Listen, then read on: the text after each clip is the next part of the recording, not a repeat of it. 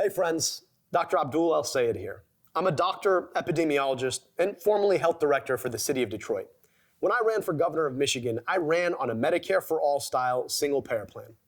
I did it because it was the right thing to do. I know what it's like to watch people who need health care get forced out of the health system because they can't afford it.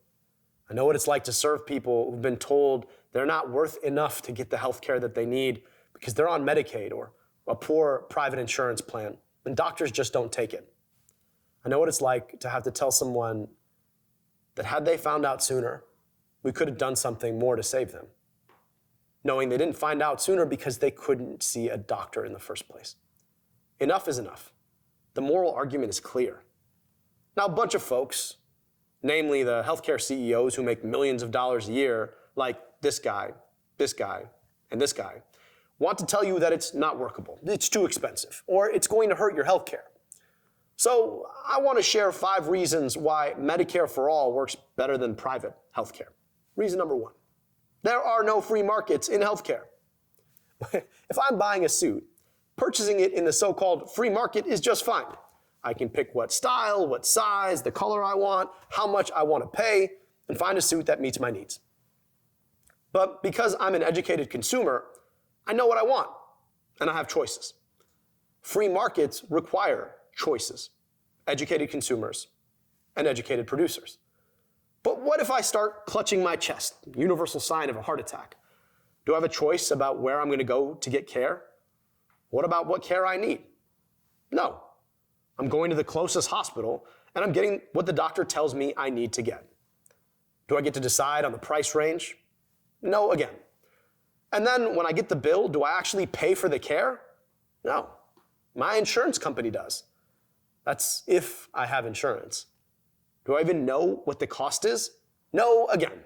My insurance company haggled it with the hospital in a super secretive process, so I have no clue what it costs. The idea that there's even a free market for healthcare, it's a farce. Again, markets require knowledge and choice, and healthcare simply doesn't work like a consumer product, like this suit. When we treat healthcare like a consumer product, it's no wonder we end up with spiraling costs, poor access to healthcare, and worse health outcomes than so many other high-income countries in the world. Reason number 2, there is no financial incentive for prevention in private healthcare systems. Here's the thing. If given a choice between excellent healthcare after you have a heart attack or no heart attack at all, which would you pick? Clearly, I'd pick no heart attack at all. But here's the problem. No one in this system has a financial incentive to prevent a heart attack. Doctors make more money taking care of the heart attack after it happens.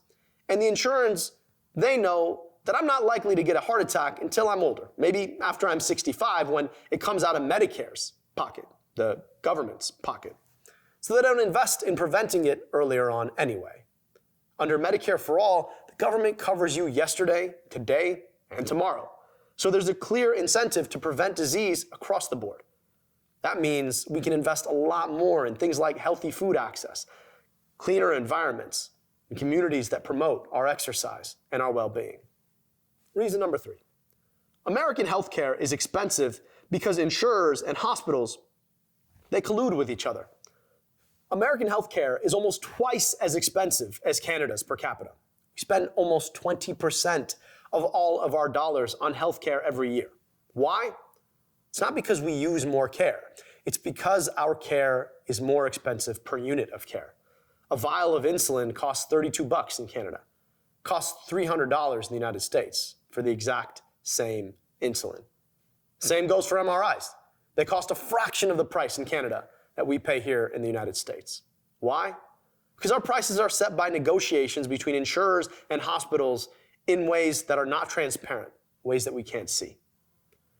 They aren't just trying to get the best deal from each other, but they're actually trying to box their competitors out. I want you to think about it for a second. Have you noticed that the number of hospitals and the names that they have has declined over time in your local community?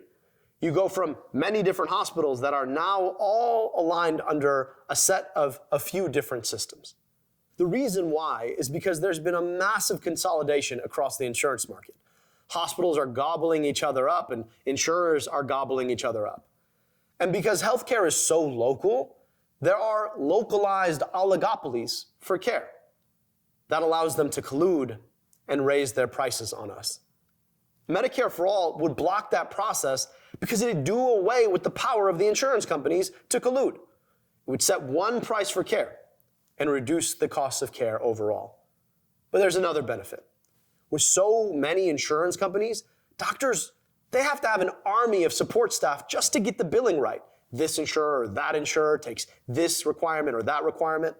That adds up to money spent just to support the billing. On the other side, every insurer has its own set of executives, marketing budget, and other costs that raise the costs even higher. Not to mention their CEOs who make tens of millions of dollars a year.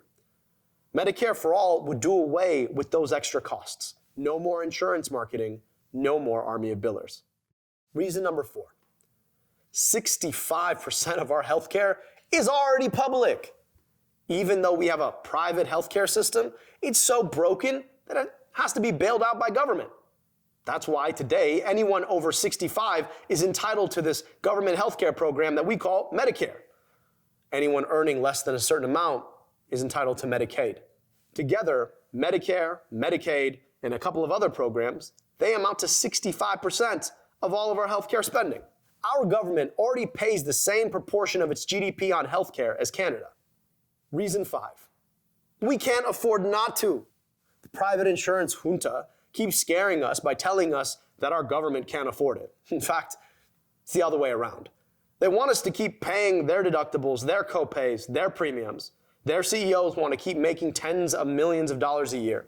They want us to have to haggle with them to get the care we already paid for. But they keep grabbing and grabbing. Our costs keep going up. What we really can't afford, keep going on this way. When I ran for governor, we proposed a plan called Michicare. Michicare would have saved the average family of 4 earning $48,000 a year, $5,000. That's more than 10% of their annual income. Why? No premiums, no deductibles, no copays. Just healthcare. Medicare for All can do the same thing.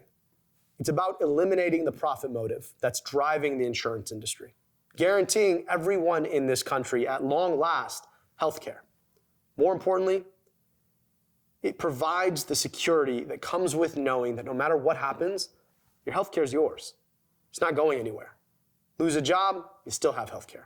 Quit your job to start a business, to write a book, or do something you've always dreamed of, still have healthcare. Partner gets sick, they got healthcare. It's that simple. And just because I'm a nice guy, I'll give you one bonus reason. Did I mention it's just the right thing to do? Right now, 30 million Americans don't have coverage. Millions more have precarious coverage, could lose it at any time. Healthcare is a human right. It's time we dignify that in this country.